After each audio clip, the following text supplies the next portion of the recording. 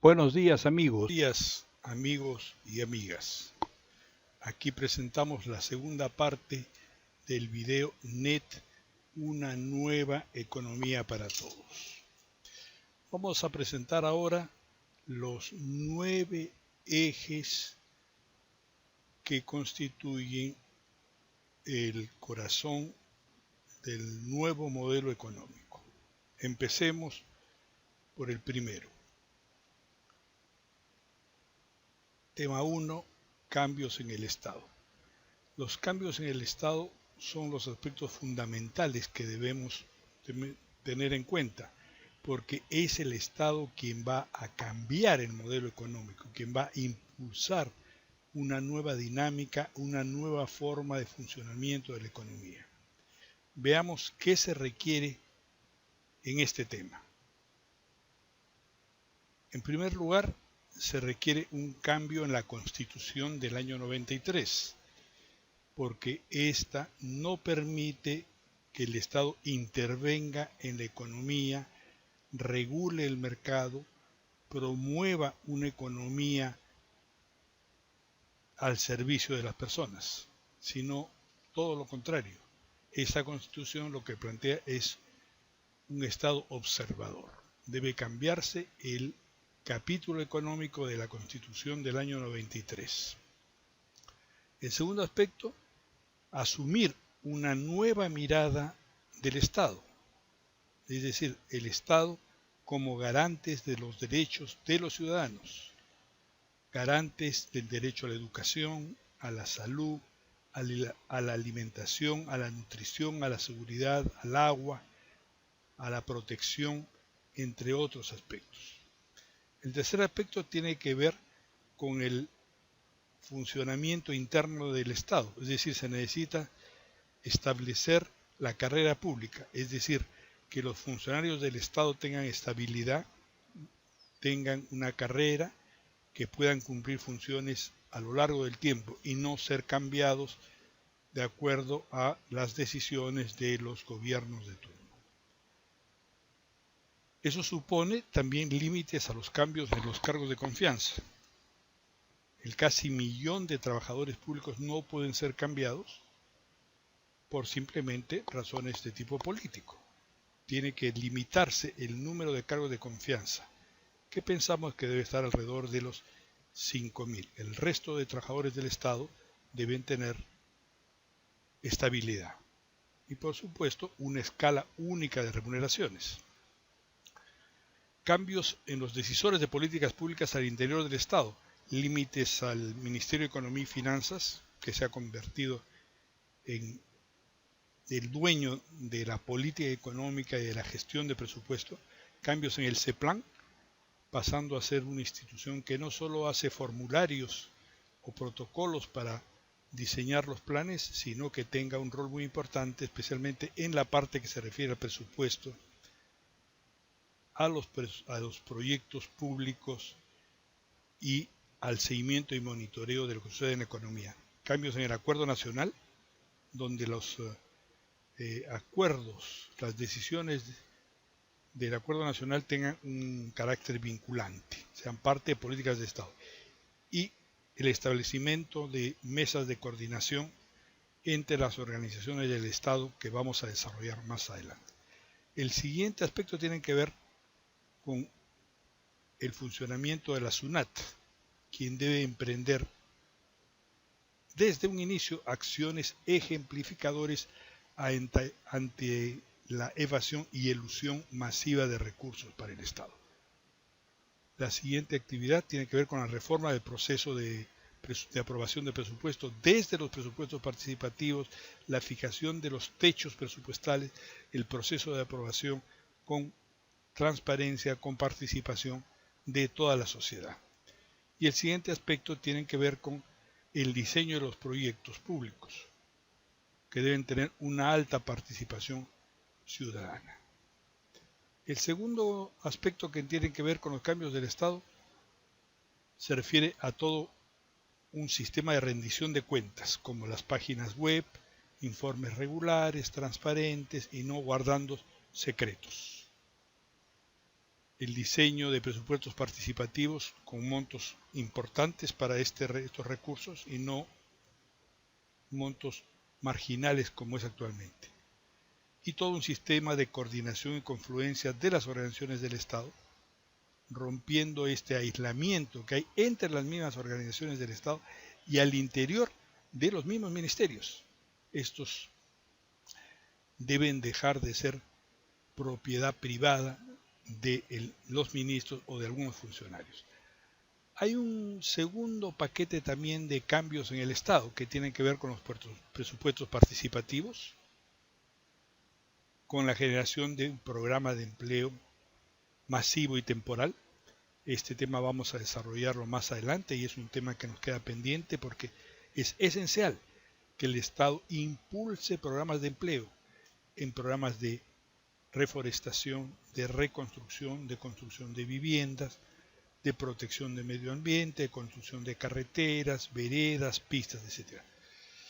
La masificación del SERUM para los funcionarios, para los futuros profesionales, no solo de salud, sino de otras profesiones, el destino de recursos directos a las escuelas, para la gestión directa de las escuelas, a través del FONDEP, que no ha tenido mayor peso ni participación en los últimos años.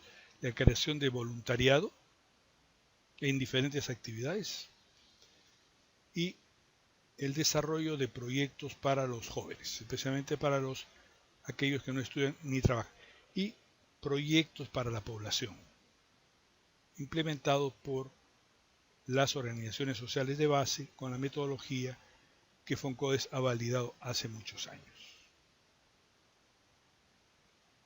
Un aspecto esencial es el de coordinación y confluencia de las organizaciones del Estado y de la sociedad civil en mesas de coordinación nacionales, regionales y locales y también temáticas, donde la participación de los funcionarios del Estado debe ser obligatoria y deben rendir cuentas de estas actividades. Pasemos ahora a ver el segundo tema, cambios en las fuentes de financiamiento del Estado. Sigamos, amigos, con el segundo tema de una nueva economía para todos.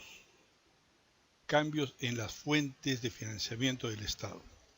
Este es un tema esencial porque tiene que ver con la capacidad financiera o económica del Estado para poder intervenir. Vamos a analizar cuáles son, en nuestra opinión, los aspectos que debe enfrentar este tema.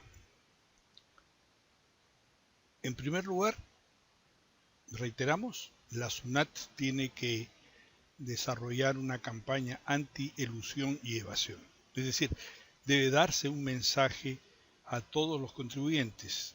Deben pagarse los impuestos. No puede evadirse, no puede eludirse, y si no lo hacen, no hay impunidad. El no pasa nada va a quedar atrás.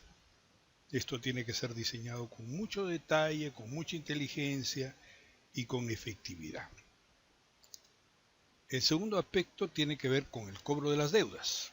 Hay importantes montos de deudas que se tienen al Estado, a la SUNAT, a los gobiernos regionales, a los gobiernos locales. Tiene que efectivizarse, tiene que cobrarse. También hay salud, entre paréntesis, inclusive a las AFPs. Tiene que establecerse un calendario de cobros y si no, proceder al embargo o a medidas judiciales efectivas. Esto tiene que ser diseñado con mucha inteligencia. El tercer aspecto tiene que ver con cambios en el sistema tributario. Hay que cambiar todo el sistema tributario hacia una política de justicia fiscal sobre la base de impuestos progresivos. Hay avances muy importantes y experiencias muy importantes. Hay una decisión política, por supuesto, en el medio. Un tercer aspecto tiene que ver con la revisión de las múltiples y desconocidas exoneraciones que tienen un conjunto de actividades.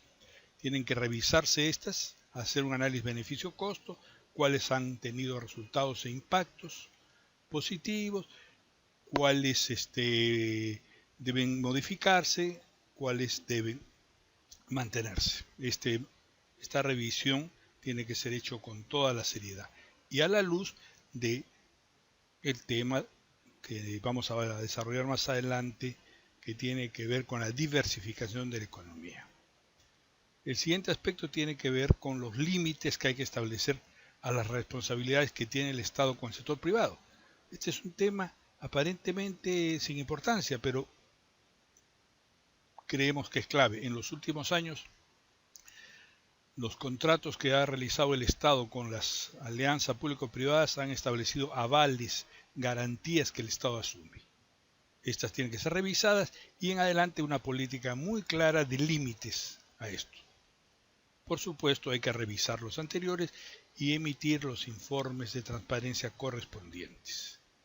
El siguiente aspecto tiene que ver con el control que debe ejercer el Estado peruano sobre los ciudadanos, sobre las empresas peruanas o que operan en el Perú en los paraísos fiscales. Hay bastante material, hay una decisión política y tenemos un ejemplo muy cercano. Los recursos que Dionisio Romero y el Banco de Crédito dio a Keiko Fujimori en 17 operaciones del exterior, que pasaron como si nada. Y la Unidad de Inteligencia Financiera no alertó ni planteó este problema, ¿no es cierto? El siguiente aspecto tiene que ver con el establecimiento de impuestos a los intereses. No se quieren controlar ni poner límites a los intereses, a las personas, a las empresas, pero si se cobran intereses usureros, parte de estos ingresos tienen que ir al Estado. La idea es establecer impuestos a los intereses en forma gradual y creciente, al igual que el impuesto a la renta, ¿no es cierto? El siguiente tema tiene que ver con el impulso a la recaudación. Se va a promover que se recolecten boletas o facturas y que un porcentaje de estas boletas va a ser reintegrado a aquellas personas o empresas que recolectan estas boletas y depositados en sus cuentas personales para pensiones o para beneficio personal. El saldo positivo debe ser muy grande.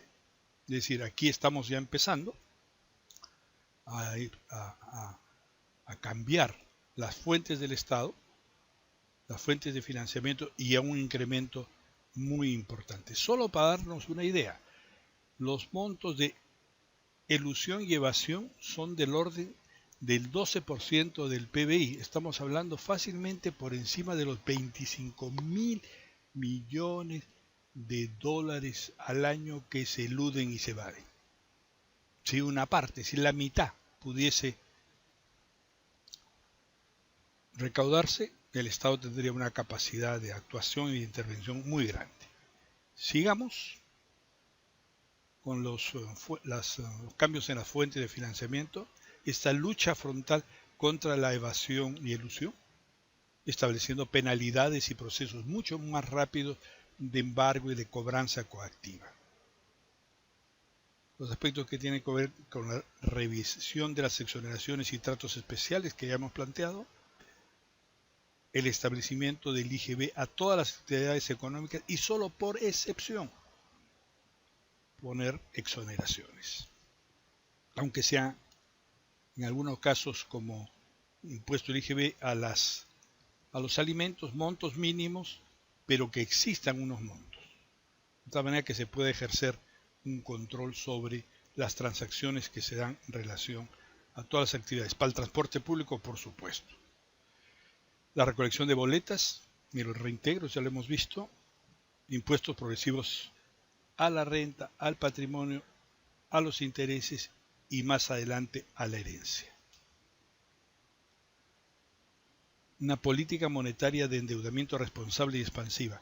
Una fuente de financiamiento del Estado es a través de la política monetaria que maneja el Banco Central de Reserva. Se pueden mantener niveles de déficit responsable con una política monetaria expansiva, política keynesiana que ya se conoce. Lo vienen haciendo muchísimos países, toda la Unión Europea, los Estados Unidos, solo que hay que hacerlo de manera responsable, pero hacerlo. Más adelante vamos a ver este tema, hay una propuesta muy específica sobre este tema de parte de Jorge Arturo Portocarrero para el establecimiento de una renta mínima para todos los peruanos. Otro tema tiene que ver el impuesto progresivo de los intereses que hemos señalado, y un adicional, que es la creación del recibo único del pago de agua, luz, arbitrios e impuesto predial. Es decir, que las personas paguen en un solo recibo estos 4 conceptos, y tal vez alguno adicional, de tal manera que no se evada el pago de arbitrios del impuesto predial. El resultado es que los gobiernos locales deben incrementar en forma muy significativa sus ingresos, sus rentas, para poder tener actividades de operación.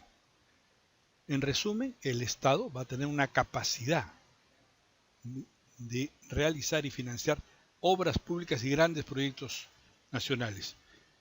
El objetivo es acercarnos a una presión tributaria del orden del 22% como mínima, la actual es 16%, avanzar hacia un mínimo de 22-25% de presión tributaria y como contraparte la prestación de servicios por parte del Estado.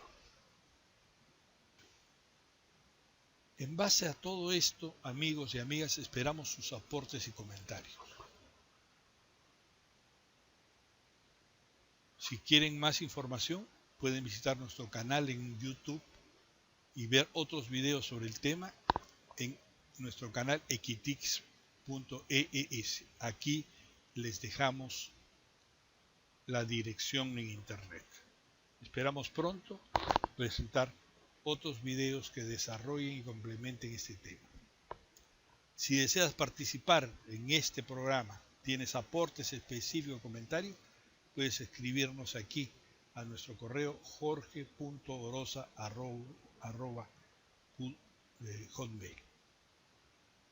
Un saludo, amigos, y esperamos contar con su participación y que sean parte de este reto que nos hemos planteado, el diseño de una nueva economía para todos. Los llamamos a que construyamos una nueva economía para todos, especialmente para los pobres de los pobres del país. Hasta pronto, amigos.